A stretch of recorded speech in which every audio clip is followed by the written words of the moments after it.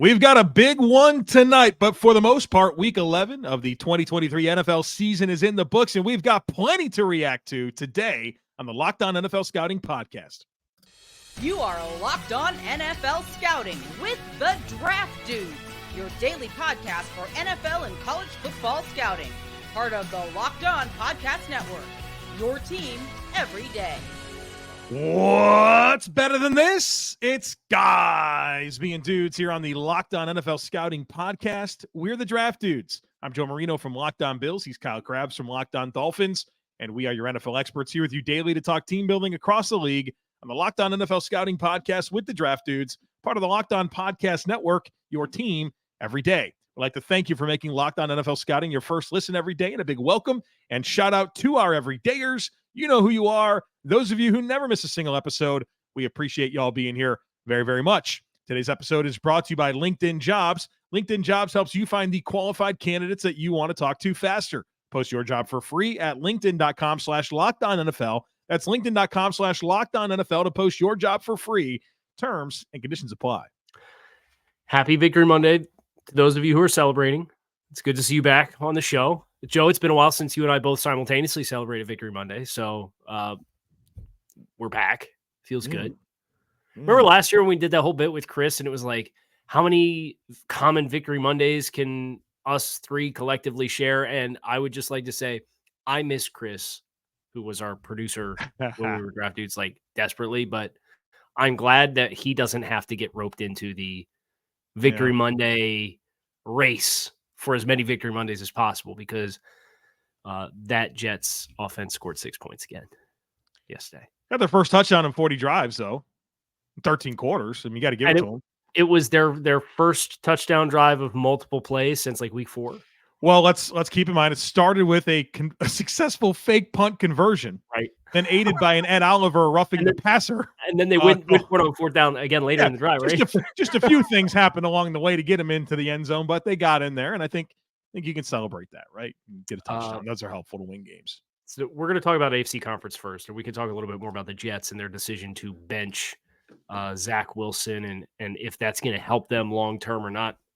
This is the first time in a long time, Joe, that we've done it this way, and I think it actually makes sense to do it this way. I'm going to read you the 5 AFC conference exclusive games that happened in Week 11, because usually it's like, oh, we'll do the AFC, and then there's like 3 games that were only between AFC teams. Can I interrupt you, though? I have to. Yes. Big programming note. Takes on Takes is Wednesday. Tomorrow. We should do it tomorrow. We got to do it tomorrow. Tomorrow. You want to get it? Don't Wednesday. Do it the day before Thanksgiving? Yeah. Picks on Wednesday. But like, we need your takes on the comments for this video for tomorrow. A little bit different week this week with Thanksgiving. A little surprise for you at the end of the week. We'll be here all week, every day for you. 5 days. But we got to switch around a few things. So takes on Takes tomorrow. Leave your takes on the comments to this video today. Can I also, before we get into the AFC conference, because we're still early, I'd like to talk about something that happened on Sunday, but before any of the games were played, just real quick. Okay. I don't know if you saw this or not from Ian Rappaport. Oh, yeah. This is going to be about Caleb Williams. And yes, it is. Caleb Williams elected not to speak to the media after the loss to UCLA. A USC spokesperson said. That was from Ryan Carte. And Ian Rappaport yesterday morning sent out a tweet at 9:31, a conspicuously specific time, as is everything that comes out of the major insider accounts, right? Joe Burrow learned his season was over on Friday, understood his responsibility, and went out and held a news conference. The job of a quarterback and face of a franchise. And I'd like to say, for everybody who responded to all of the criticism that tweet received, which we had a lot of questions about, like, what are we doing? What's the point of this? I think you and I have been in this game long enough to know why an account like Ian Rappaport sends a tweet like that. And we can talk about that if we want to, and our own experiences with stuff like that. Caleb Williams will need to do better when he's in the NFL. I don't think there's any question, right? There is more of an obligation as a professional quarterback for an NFL franchise that you have to meet with the media after every game, whether you win or lose. There's no question, that, and And between that and him getting emotional on the sidelines after one of the earlier losses that they had this season, very different than your cookie cutter experience for a quarterback. And I understand that. And different makes people talk, and sometimes it makes people uncomfortable or it makes people ask questions, and like all of that's fine. And when Caleb Williams gets to the NFL, he'll have to answer and have those responsibilities. My criticism of the tweet was not in being in a position where he's speculating on Caleb's execution of his responsibilities. It's in Rappaport, an NFL insider. You're not an analyst. And what you put out's important. And when you understand the game and you've been in it long enough, you understand that tweet goes out for a certain reason. Right?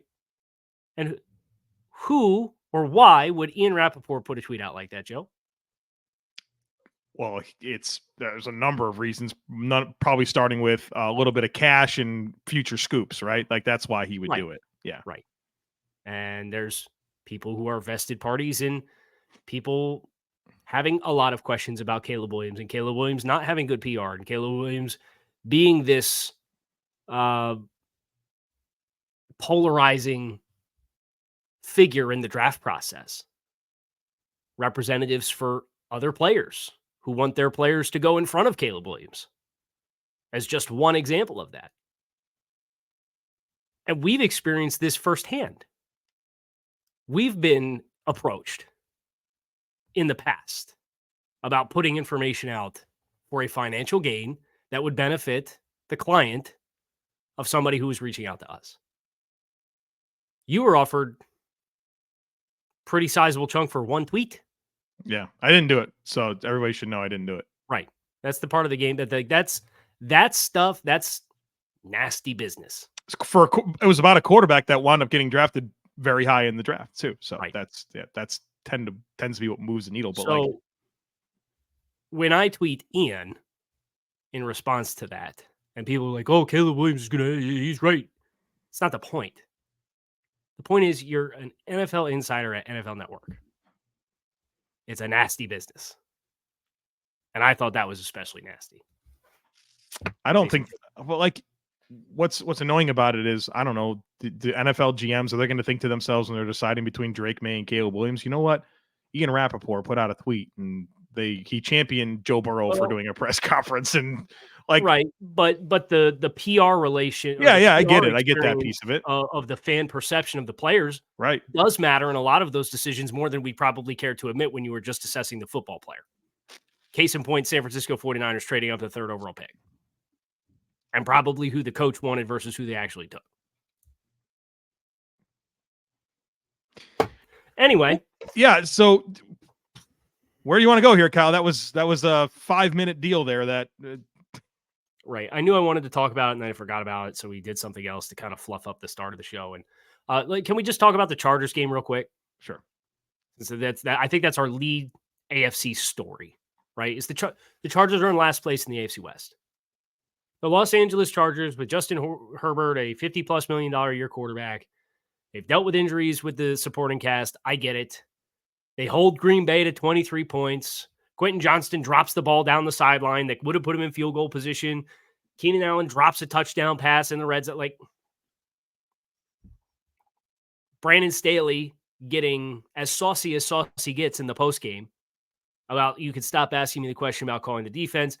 Took a 6-minute rant talking about how he takes responsibility for everything that's happening with the team, and every other statement that he makes that is not directly, I am directly responsible for, is passively throwing other components of the football team under the bus. Yeah, it's just a matter of time here, right? He's going to be dismissed. They're not going to keep him any longer than the season. They've lost, they're 2-4 in their last 6 games. Losing this one to Green Bay. Defense stinks out loud, like bottom 3 in the league in scoring. You're supposed to have a defensive-minded head coach. You've made investments there. And you certainly wonder about whether or not they're maximizing what they have in Justin Herbert. They're not. Yeah, I mean, I think he sounds stale to the media. I'm sure he's stale to the locker room. They're not getting the results. I'm sure guys are working hard. And I think could be very fascinating to talk about who's going to be the next head coach of the Los Angeles Chargers, because it's not going to be Brandon Staley beyond this year. Can't. So they're 4-6. They host the 8-3 Ravens, who have extended rest next week. And then they're in Foxborough. And then 4 of their last 5 games are divisional games. We talk about them being in last place. They got the Broncos twice. They have the Raiders. 1, 2, Broncos twice. Raiders once and Chiefs once. And Chiefs is to close the season at home. So you have 5-5, 5-6, and 4-6 as second through fourth in that division. A lot yet to be played out. I know the Raiders still have to play the Chiefs twice. And they're 5-6. They lost to Miami yesterday. Broncos came back and beat the Vikings. Russ Wilson with some more fourth quarter magic. They outscored the Vikings 12-3 in the fourth quarter. We can kind of get into some of those next. Joe, I think that's probably a good plan for us. Yeah, we'll get back into the AFC. We'll get to the NFC. We'll get on track here. These days, every new potential hire can feel like a high-stakes wager for your small business. You want to be 100% certain that you have access to the best qualified candidates available, and that's why you have to check out LinkedIn Jobs. LinkedIn Jobs helps you find the right people for your team faster and for free. And folks, it's so easy to create a free job post over at LinkedIn Jobs. And then once you do, add your job in the purple hashtag hiring frame to your LinkedIn profile to spread the word that you're hiring. And simple tools like screening questions make it easy to focus on candidates with just the right skills and experience so you can quickly prioritize who you'd like to interview and hire. That's why small businesses rate LinkedIn Jobs #1 in delivering quality hires versus leading competitors. LinkedIn Jobs helps you find the qualified candidates that you want to talk to faster. Post your job for free at linkedin.com/LockedOnNFL. That's linkedin.com/LockedOnNFL to post your job for free. Terms and conditions apply. Let's try this again. I'm going to try this again. All right. The 5 AFC conference exclusive games that happen. We already talked about the Chargers. Yep. Chargers. You stink. Got it. And Ravens, Bengals already happened on Thursday. We reacted to that a little bit on Friday. The Dolphins beat the Raiders at home 20-13. The Browns beat the Steelers at home 13-10. The Jaguars beat the Titans at home 34-14. And the Bills beat the Jets at home 32-6. Browns and Steelers was probably the game of the most consequence there, right? Yeah, I'd say so. We talked about the North and how it's been turned upside down with injuries to Deshaun Watson and Joe Burrow, and Cleveland gets another win, right? That they get their 7th win of the season, which is a big deal. To be able to find it in the division where you're down, right? And not that offensively either team was particularly good. I mean, Jaylen Warren probably the bright spot for any of these teams offensively. But the Browns defense obviously continues to prove itself. I think the questions about Pittsburgh aren't going away. I think Pittsburgh's the Iowa of the NFL. Like just always black and yellow. I like it. Yeah, so many different ways, right? Like just like a long tenured head coach that's always pretty good. The offense stinks, but you're still defensive of your offensive process. The schedule, right? That's the thing about Pittsburgh is like they're going to have a chance. If they don't turn over the football, they're going to have a chance here with the Bengals, Cardinals, Patriots, Colts, Bengals, Seahawks, Ravens to close this thing out.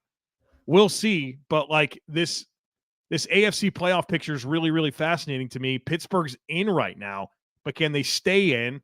And Cleveland, like, have they built themselves enough of a cushion where they can just kind of survive the rest of the way, and have they done enough to this point to be able to get in? I mean, they've won 5 of their last 6 games. So there's, depending on who you are, there's what, 6 or 7 games left to be played, right? Yeah. They are up 2 games in the loss column over the 8 seed in the AFC right now, which is Buffalo. Yep. The good news for the Browns is the Buffalo's next 2 games are at Philadelphia and at Kansas City. Right, there's a bye week tucked in there in the middle, and then Dallas, and then Dallas. Yeah, yeah. The Colts are 5-5. They are the 9 seed. The Broncos are 5-5. They're the 10 seed. So, like, the Browns are in good position, especially when you consider their remaining games. Now, their next 2 are on the road. It's Denver, which is a high leverage game. I think that defense can have success against Russell Wilson. So can you scratch out a win there? If they scratch that one out, I do think they make the playoffs because they're Rams, home against Jacksonville, not great, home against the Browns, or home against the Bears, excuse me, Houston, short week at home against the Jets, and then the Bengals without Joe Burrow to close the season. I think they get double-digit wins. Yeah.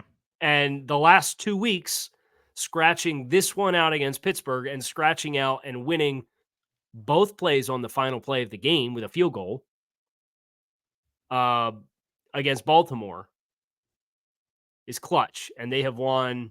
You trace back through this schedule and beating the Colts by 1 point, beating the 49ers by 2 points, beating the Ravens by 2 points, beating the Steelers. Like, they can play within the DNA of close games, which is excellent news for them, because I think with the offense being what it is, they're going to play a lot of close games. So I think that they have a chance to be the Minnesota of last year, not to the same degree, not with the same offensive firepower, but a team that just wins a lot of one-score games, probably disproportionate amount of one-score games, and can punch themselves a ticket to the postseason.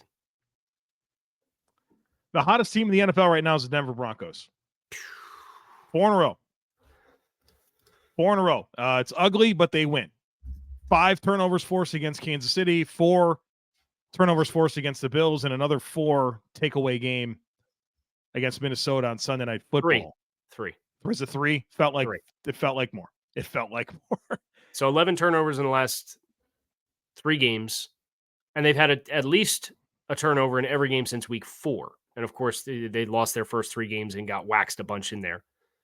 And they're 5-2 since week 3. Browns, Texans, Chargers, Lions, their next 4. That's critical tough. stretch. Yep. Critical stretch, right? Like a bunch of teams that are kind of in that conversation, and obviously including Houston, who found a way, right? I mean, CJ Stroud, 3 interceptions, a couple in the red zone. You hear what he said about the interceptions?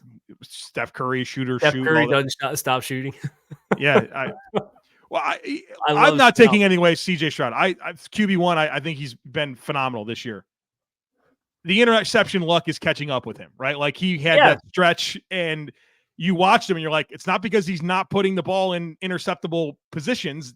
They're just not catching it. Well, they're starting to catch it a little bit now, but obviously the production, another 300-yard game, right? The second quarterback in NFL history to have 300 yards passing in 3 straight.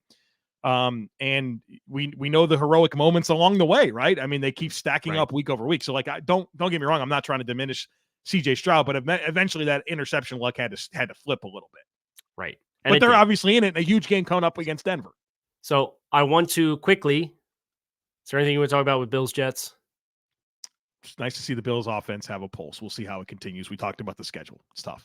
And as far as Dolphins Raiders, we each obviously did respective Victory Monday shows on these. Check out Locked On Dolphins and Locked On Bills if you want our full thoughts on those. But defense for the Dolphins, they're allowing 260 yards offense in their last 3 games since Jalen Ramsey has come back. And obviously Ramsey had 2 interceptions against the Raiders yesterday, including the game winner in the final minute. So excited to see what that complementary component for this football team can look like long term. I want to tease up the remainder of the games, and then we could get into the NFC, and then we could steal a couple thought or nots for the very end. So the Lions showcased their mental fortitude, came back from a deficit against the Chicago Bears to win 31-26. Bryce Young threw another pick 6. And the Cowboys romped the Panthers 33-10. The Commanders felt very charitable for Thanksgiving this year. They gave the football away to the Giants a ton. And the Giants won courtesy of those turnovers and a surprisingly good performance by Tommy DeVito, 31-19. The 49ers won by 13 points at home against the Tampa Bay Buccaneers, covered a big double-digit spread.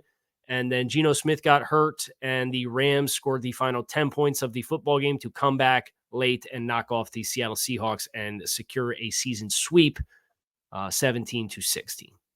All right, Tommy DeVito is going to get his flowers here in just a moment. Rest assured, Giants fan, we know what we owe you. That's coming up stick with us, but I got to tell you about DoorDash, folks. I'm obsessed with DoorDash. The convenience is simply unmatched. We're all busy, right? We're all trying to figure out when we're going to get to the grocery store, when we're going to have time to make dinner, what we're going to snack on. We don't have to worry about that. DoorDash will bring you what you want right to your front door, whether that's groceries, you want a little snack from the gas station, maybe you need an energy drink and a Milky Way, they'll bring that to you. Maybe that's how Kyle got that C4. Maybe that's how Micah Parsons got the C4 during the game. We'll talk about that. I'm sure they deliver those as well to stadiums. But I also love getting food from my favorite local restaurants.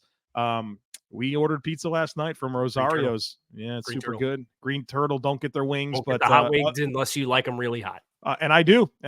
But don't careful on the Green Turtle hot wings. But look, favorite local restaurant, so bring it right to your front door. So stop worrying about when you're going to get to the grocery store. Stop worrying about what's for dinner. Let DoorDash handle that for you. Got a deal here. Get 50% off up to a $10 value when you spend $15 or more on your first order when you download the DoorDash app and enter code LOCKED23. Subject to change. Terms apply. Again, don't forget to use code LOCKED23 for 50% off up to a $10 value on your first order when you download the DoorDash app and spend $15 or more. Subject to change. Terms apply. Micah Parsons dry scooped C4 before the game yesterday. I don't know. How do you do it? How do you not just cough that up? How do you do it? Well, he said he took some water with it, but dry scoop. I love my C4. You got to be a complete psychopath. What's the benefit of dry scooping it? What is that? I guess because it's not diluted when it goes into your stomach, like it gets absorbed quicker. Have you done this? I have dry scoop before. Yes. How do you get it down? You have to just ride it out. So I feel like I'd just be like chalky in my mouth. I'd be spitting it, like my mouth would get dry. I'm sure when you're a professional athlete, you can either they give you something, be it like a fluid, or they give you something to drink, and it can kind of expedite that process. But if you dry scoop C4 and you're not accustomed to it, you do feel like your chest is going to explode. Like it is a very pleasant experience. Definitely something. That's why I only drink the carbonated in a can and get them from DoorDash. I do not dry scoop it, please. Anyway, Tommy DeVito, can we do this thing here? Because you want to get that out of the way, or do we? Yeah, no. I want to get it out of the way. We need to get it out of the way. This is a huge deal. We shamed him significantly. We questioned a lot about the Giants and putting him out there. No, they deserve. The guy threw 3 touchdowns and there was some dimes in there against the team roster we have ranked as a bottom 3 roster in the NFL. I'm not going to do this over 1 week. Kyle, the way that we talked about Tommy DeVito last week, it made it like he didn't have a pulse or a chance to complete a pass in the NFL. Yep. And I even lost a personal bet on this. I bet a buddy at the gym who's a Commanders fan who said the Commanders are amazing at turning high school quarterbacks into league MVPs. And I said, I hear you, but this is Tommy DeVito. I don't think he has a chance. And now I owe this guy lunch. You owe him lunch. I owe him lunch. Yeah, I had a lunch bet on just a straight up Washington win. The Giants had other plans. They deserve a lot of credit. Congratulations to Tommy DeVito for getting sacked 9 times on 25% of his dropbacks. Not turning over the ball, most important thing. Not turning over the ball, but still having 3 touchdowns. Still having a 4% interception rate on his 80 pass attempts for the season and a 22% sack rate and 3.9 net yards per attempt after posting the game that he posted against Washington on Sunday. Yeah, the sample size is the sample size, and I'm not going to saying he's the future of the franchise. He deserves credit. No, the way that we talked about him, he deserves credit. We deserve to eat crow. Here it is. Okay. I'm chewing on it. Maybe you're not, but I'm because I did not forget all the grief we got from Giants fans last year for fading that roster. Who cares? And we heard it all season long. We deserved it. Right. We were wrong. We were right. No, we were wrong. They won the games. They won the games. They went to the playoffs and won a playoff game. And what do they look like now? Fine. We were right about that part, but we were wrong about it last year. There's a process versus results component here. But you're also either right or you're wrong. And I at least am saying, people, here you go. I can admit that I was wrong about this. And I would just say that Brian Daboll is 12-15 as an NFL head coach for the New York Giants. So Anyway. What was Zach Taylor after his first 25 games? Wasn't good. 40. I mean, wasn't good. I'll now Tommy DeVito's Joe Burrow, huh? That was a hell of a leap, Kyle. That was a hell of a leap. Sound like people in my Twitter mentions, man. Unbelievable. Things do not look great for Seattle. What's his deal here with Geno? Do we know? I have not seen anything as of last night when I last looked. Missed opportunity, right? We kind of talked about this was one they had to have. They had to have this game with the schedule he did coming come up. Back into this game. But not when you can drop with what the schedule looks like coming up here for Seattle. And they play on Thursday against San Francisco this week. Yep. So he took a hit at the end of the third quarter from Aaron Donald. He leaves the game. He does come back in the final minute and 30. And then Seattle missed the field goal. So dropping to 6-4 when the 8 seed is 4-6 and it's Green Bay, you're probably still okay to build a bridge, but you're San Francisco, Dallas on the road, and San Francisco again, and then Philadelphia. Like this very easily could go off the rails for you. Yeah, I agree. You mentioned sort of what's behind them right now. Seattle's the 6th seed at 6-4, Minnesota the 7 at 6-5, and then it's the Packers, Rams, Falcons, and Bucks with all have 6 losses. They're one behind the Vikings in the loss column here. Yeah. So like, I mean, someone's going to have a really fun opportunity to go to Lions or 49ers and lose in the wild card round, but like, who's it going to be? Speaking of the Lions, we should probably talk about Detroit. Big comeback. Big comeback, yeah. And I saw Dan Campbell gave Hutch the game ball. He had one game ball. He gave it to Aiden Hutchinson, had the strip sack that resulted in the safety to kind of knock that game on ice towards the very end. But Chicago, they took an early lead in the first quarter.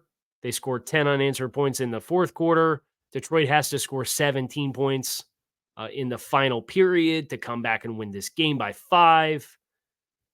Jared Goff threw 3 interceptions. It was not looking good when Chicago has to kick a couple field goals, and the last one came with 4:15 in the fourth quarter to go up 12 points. And Detroit scores 2 touchdowns in the final 3 minutes and then the safety. Have you ever seen a more lopsided time of possession game that was actually close and the yards were close? So the Bears, Chicago 40 minutes. Yeah, Bears doubled them up in time of possession, but they were within 4 yards of each other. 4 yards. Like extremely strange game script here. 25 first downs for Chicago, 23 for the Lions. But Chicago doubles them up on time of possession. And Detroit loses the turnover battle 4-1. Yeah, it's going to kill you. Well, but they won the game. They won the game. Won the game.